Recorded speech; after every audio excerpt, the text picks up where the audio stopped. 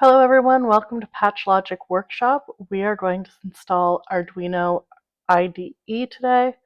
I am going to do this using Claude because this is a hobby for me. I'm not an expert and I like to back up what I'm trying to do with some intelligence. So we're going to start by typing in Arduino IDE setup for a Mac Mini. As that's what I am using today. You can type in whatever your operating system is, and it will give you the steps for that. So it is starting to tell us what the steps are, so we're going to want to go to Arduino. So I'm just going to Google that. I am going to go to the documentation or download page and select download. You can see here that it is a download for macOS Silicon, which is what I am running, and the download has started. So scrolling through the setup instructions, so we are going to download the file, which we have done. There may be some issues with security. We'll deal with that if we encounter them. And then it looks like this will automatically open the board I am using, which is an Arduino Uno R3 board today. So let's go to our installer and open this.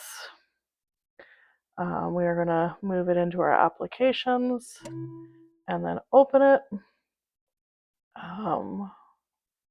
And here we are.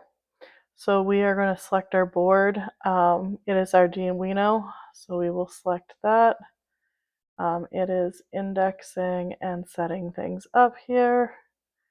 It looks like I have some code already available, so we're going to go to Finder and get my code. I will show you how to do this in another video, but I have this Arduino code we're going to open, and